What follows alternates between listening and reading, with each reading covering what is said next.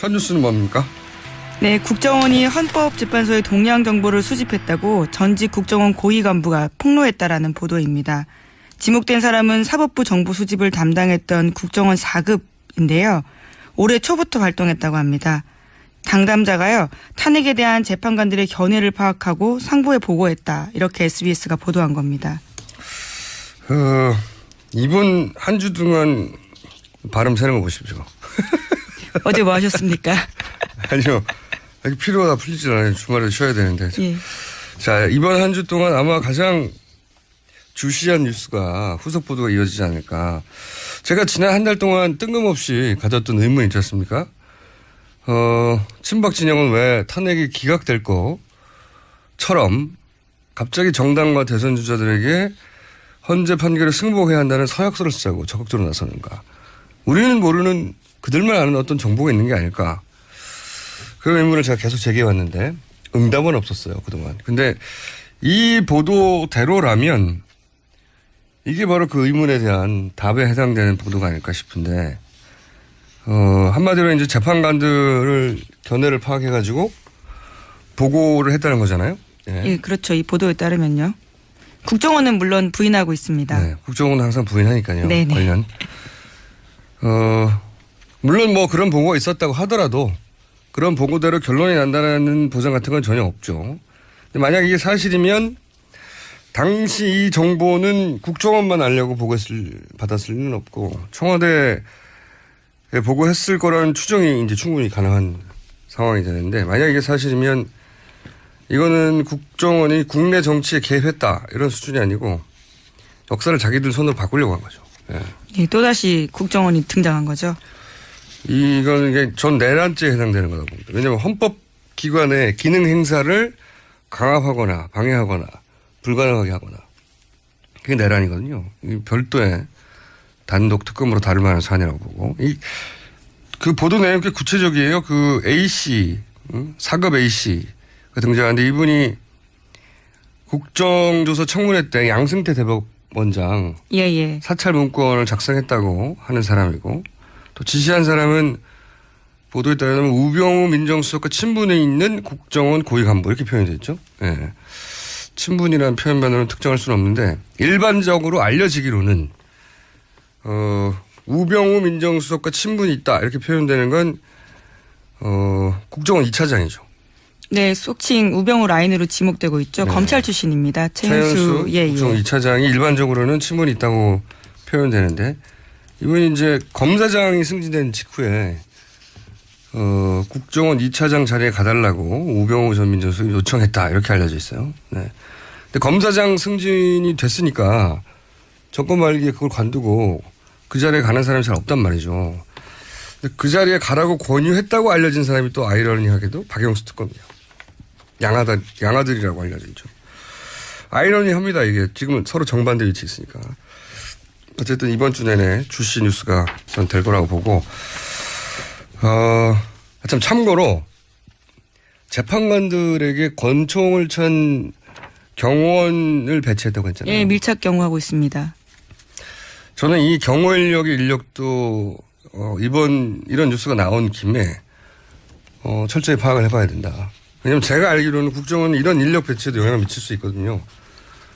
꼭 그랬다는 게 아니라 이참에 파악을 해봐야 되겠다. 그런 생각이 듭니다. 네. 왜냐하면 가장 가까이 있는 경호 인력이다 보니까 그분들이 뭐 통화하거나 얘기하거나 계속 옆에서 지켜볼 수 있잖아요. 지난번에 한번 얘기했지만 운전기사와 네네. 경호 인력을 통해서. 주요 취재원이라고요. 네. 네. 저도 운전기사나 이런 분들을 주요 취재원으로 삼은 적이 많습니다. 네. 국정원이라고 그러지 말란 법 있습니까? 자, JTBC도 후속보다 조금 있었네요. 네, 사정기관 관계자 증언을 보도했는데요. 이런 이야기입니다. 헌재 주변에 국정원 직원들 몇 명 더 보이긴 했었던 건 사실이다. 그렇게 해서 만들어진 정보로 BH, 그러니까 청와대에 전달한 게 확인이 된다면 사찰이라고 해도 할 말은 없다. 이렇게 인정을 한 거죠. 사정기관 관계자가 누군지 모르겠지만. 후속 보도가 계속 이어지겠죠. 야당도 이런 뉴스는 정말 탄핵 심판 자체를 뒤흔드는 결과가 나오더라도 의심을 가질 수밖에 없는 뉴스라서 계속 나올 거라고 봅니다. 자, 앞으로 계속 주신 뉴스를 두고요. 다음 뉴스는요. 예, 국정원이 헌재를 사찰해왔다는 보도가 나간 뒤에 지금 야당과 여당의 반응을 차례로 들으셨습니다. 그러니까 전직 국정원 간부가 일종의 내부 고발을 한 건데요. 오랫동안 사법부 정보 수집을 담당했던 국정원 4급 간부 A씨가 올해 초부터 헌법재판소를 전담 사찰해왔다. 이게 골자입니다. 이 간부는 헌재와 법조 관계자들을 두루 만나면서 탄핵에 대한 재판관들 견해가 어떤지를 파악해서 상부에 보고를 해왔다는 건데 이게 정말 사실이라면 탄핵 심판에 악용됐을 우려가 있는 거죠. 예, 중대한 범죄입니다. 국정원 측은 전면 부인을 하고 있습니다만 사안이 워낙 중대해서 저희가 좀 더 깊이 들여다봐야겠습니다. 더불어민주당 송영길 의원 연결을 하죠. 송 의원님 안녕하세요. 네네, 안녕하십니까. 지금 저 문재인 전 대표 캠프의 총괄 본부장도 맡고 계시는 거죠? 네네, 그렇습니다. 예. 그러니까 국정원 직원 A씨가 헌재의 동향을 파악해서 상부에 보고했다. 이게 지금 다른 국정원 전 직원의 폭로인데 뭐를 어떤 식으로 파악했다는 거예요? SBS 한정원 기자의 보도에 따르면 예. 헌법재판관들의 동향이나 그 주변들을 체크해서 이 탄핵 소추 여부에 대한 것을 모니터한 게 아닌가 이렇게 생각이 듭니다. 인용이냐 이 사람 이 재판관은 인용이냐 기각이냐 각하냐 또 요 재판관은 어떤 생각을 갖고 있느냐 요거를 파악했다는 거예요.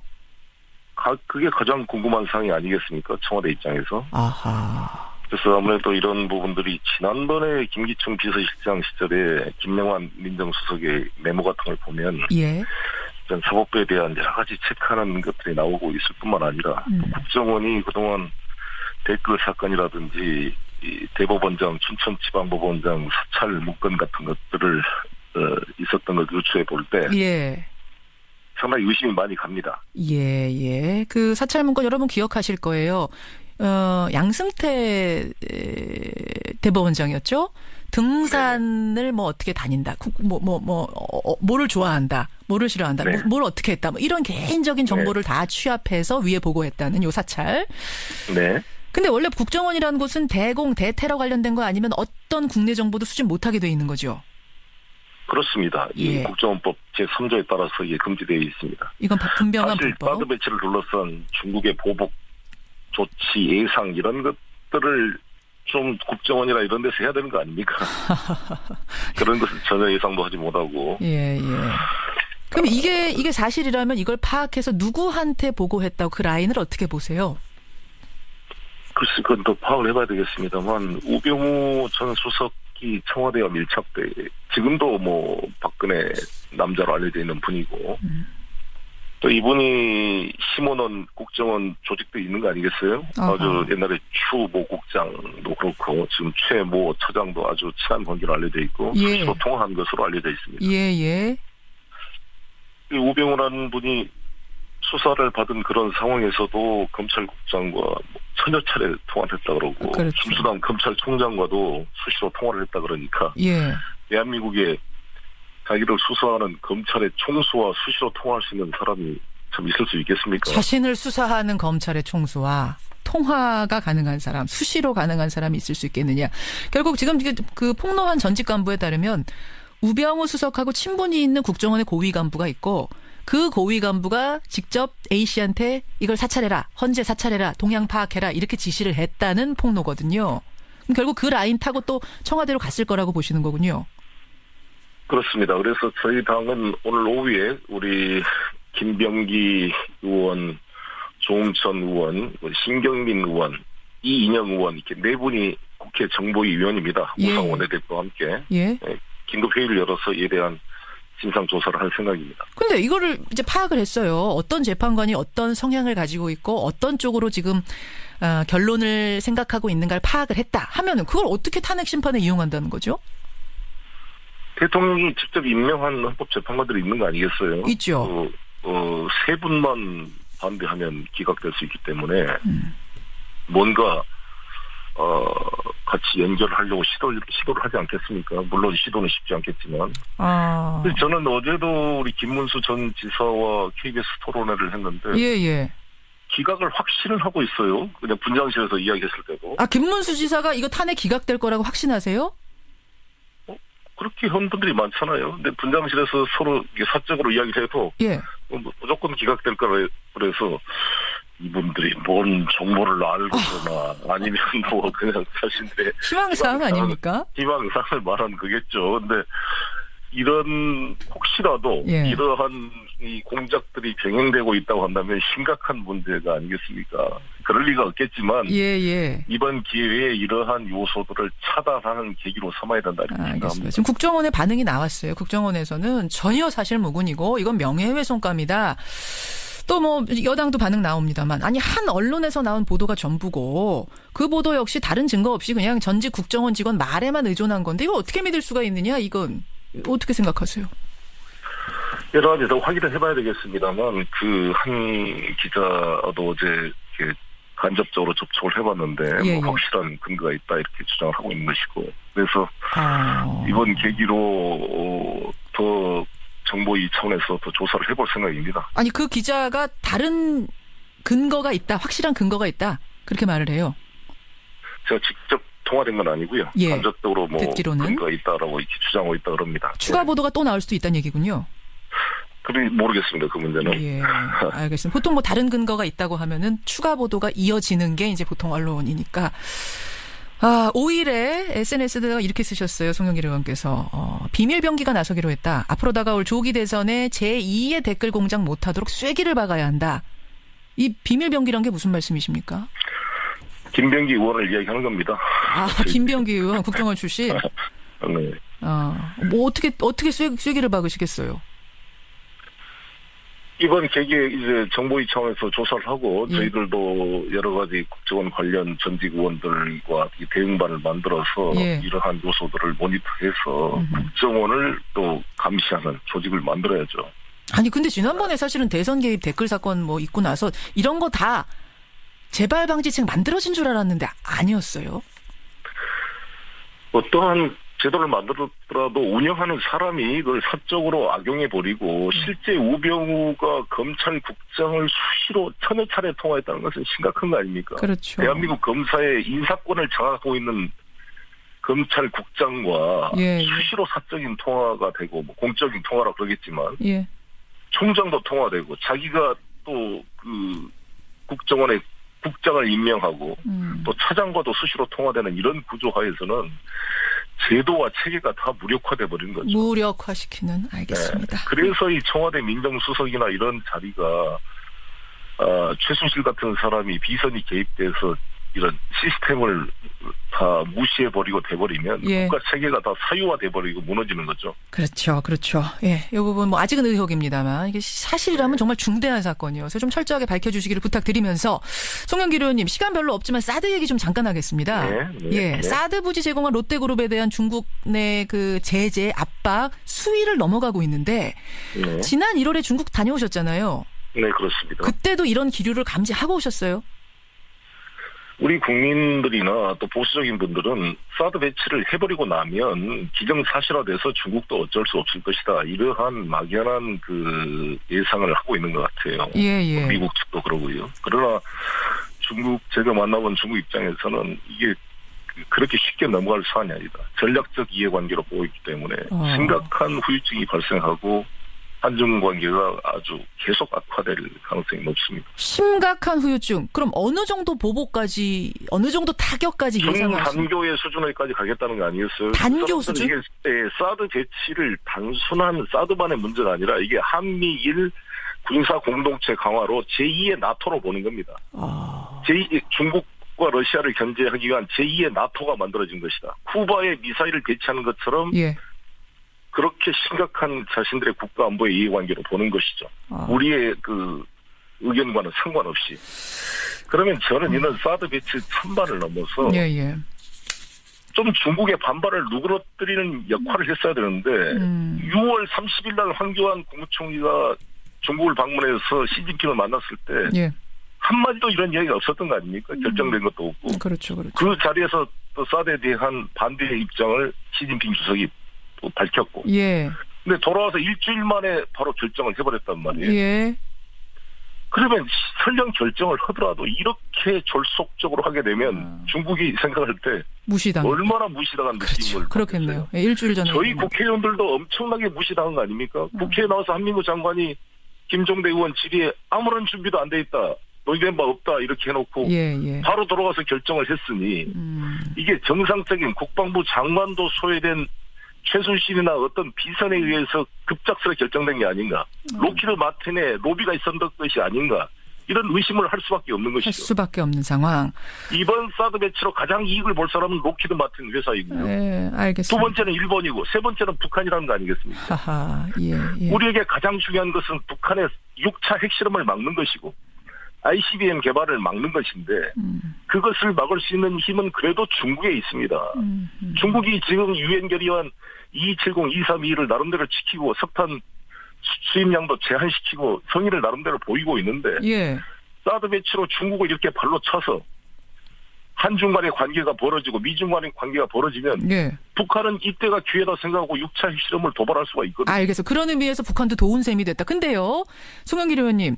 문재인 캠프의 총괄본부장 하시니까 제가 이 문제 여쭙습니다만 문재인 전 대표는 사드 배치에 대해서 무슨 입장인가요? 이제 차기 대통령 될 분들이 이 부분에 대한 입장을 내놔야 되거든요. 해결책을 제시하셔야 되는데. 지금 입장 유보 상태시죠, 문 대표는? 문재인 후보 입장은 사드 배치를 차기 정부에 넘겨주면 이것을 외교적인 해결 방안의 계기로 만들겠다는 것입니다. 그리고 국회의 비준 심의를 거쳐서 여러 가지 우리 국익에 맞게 조정하겠다. 제3의 솔루션도 찾아보겠다.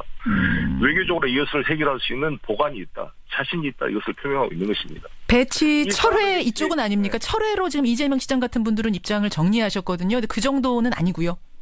철회라고 단정할 수는 없죠. 왜냐하면 이게 차기 정부에 와서 이것을 외교적 카드로 쓰는 핵심은 중국에 가서 북한 6차 핵실험을 막아라라고 압력을 넣어야죠. 그리고 핵이 더 이상 악화되지 않도록 모라토리움을 끌어내릴 수 있는 중요한 수다지 사드 배치가 될 수가 있습니다. 이 논란이. 이걸 외교적 카드로 활용을 해서 중국으로 하여금 북한 핵실험을 막고 북핵 모라토리움을 이끌어내는 역할을 요구할 수가 있는 것이죠. 알겠습니다. 좀 어려운 과제인 것 같고 말처럼 쉬운 일은 아닐 것 같습니다. 어쨌든 사드 배치 철회는 아니다. 그것을 활용해서 외교적으로 더 나은 결과를 가져오도록 솔루션을 좀 찾아보겠다. 가능성을 딱 철회다 인정이다라고 고정하는 것이 아니라 국회의 심의와 또 이것을 한중 관계, 한미 관계의 외교적인 해결의 수단의 계기로 이걸 활용하겠다는 뜻입니다. 여기까지 말씀 듣도록 하겠습니다. 송영길 의원님 고맙습니다. 네, 감사합니다. 더불어민주당 송영길 의원이었습니다. 그런 보고대로 결론이 난다는 보장 같은 건 전혀 없죠. 만약 이게 사실이면 당시 이 정보는 국정원만 알려고 받았을 리는 없고 청와대에 보고했을 거라는 추정이 이제 충분히 가능한 상황이 되는데 만약 이게 사실이면 이거는 국정원이 국내 정치에 개입했다 이런 수준이 아니고 역사를 자기들 손으로 바꾸려고 한 거죠. 또다시 국정원이 등장한 거죠. 이건 이게 전 내란죄에 해당되는 거라고 봅니다. 왜냐하면 헌법기관의 기능 행사를 강압하거나 방해하거나 불가능하게 하거나 그게 내란이거든요.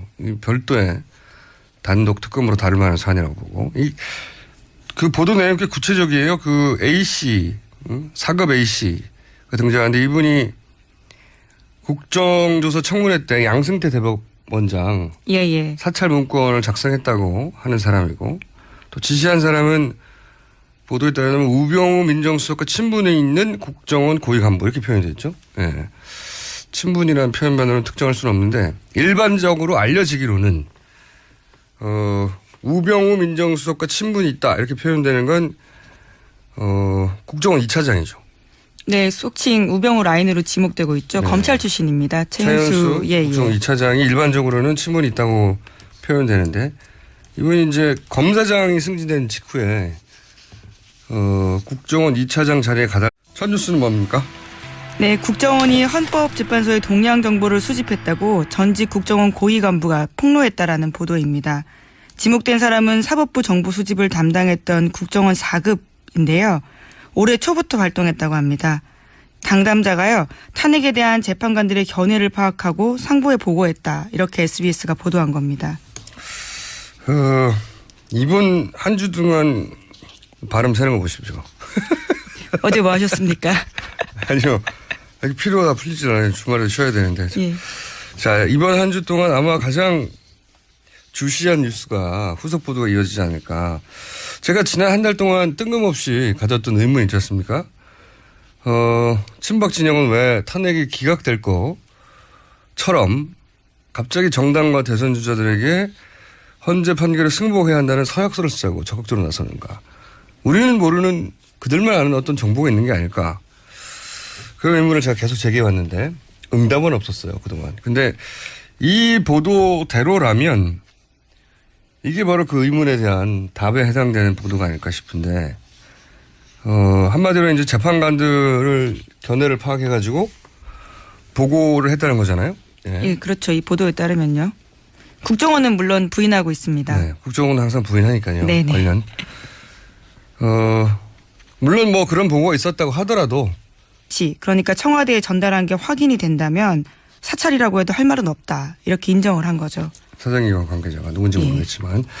후속 보도가 계속 이어지겠죠. 야당도 이게 이런 뉴스는 정말 탄핵 심판 자체를 뒤흔드는 결과가 나오더라도 의심을 가질 수밖에 없는 뉴스라서 계속 나올 거라고 봅니다. 자, 앞으로 계속 주신 뉴스로 두고요. 다음 뉴스는요. 네, 국정원이 헌재를 사찰해왔다는 보도가 나간 뒤에 지금 야당과 여당의 반응을 차례로 들으셨습니다. 그러니까 전직 국정원 간부가 일종의 내부 고발을 한 건데요. 오랫동안 사법부 정보 수집을 담당했던 국정원 4급 간부 A씨가 올해 초부터 헌법재판소를 전담 사찰해왔다. 이게 골자입니다.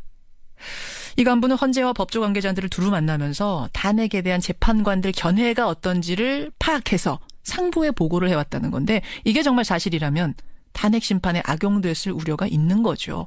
예, 중대한 범죄입니다.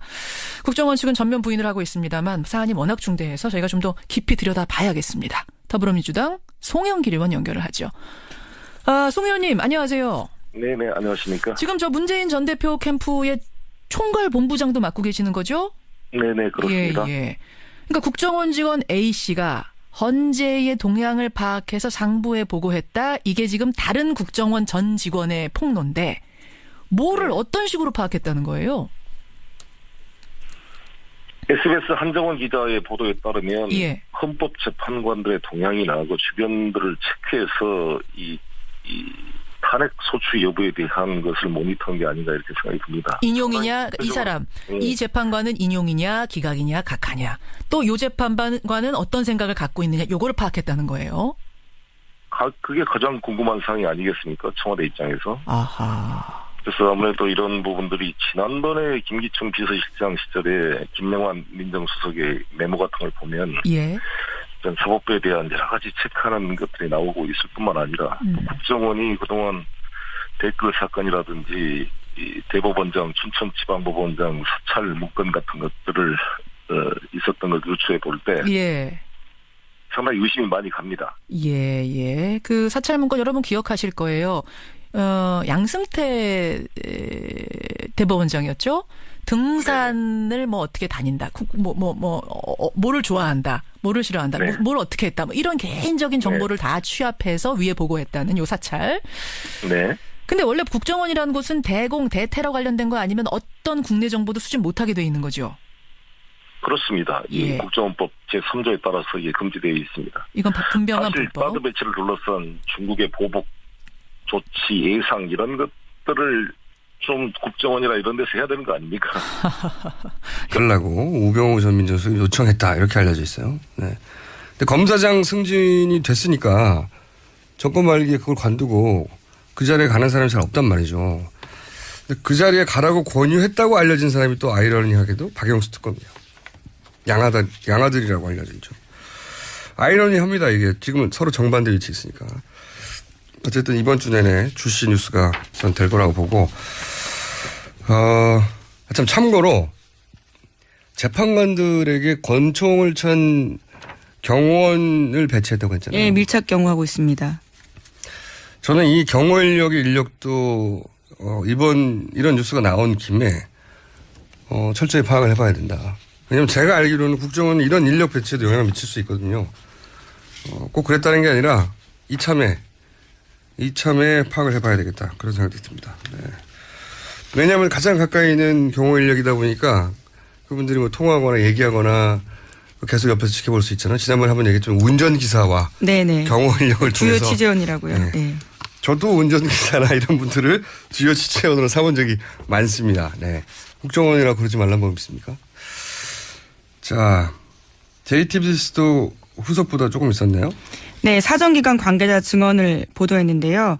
이런 이야기입니다. 헌재 주변에 국정원 직원들 몇 명 더 보이긴 했었던 건 사실이다. 그렇게 해서 만들어진 정보로 BA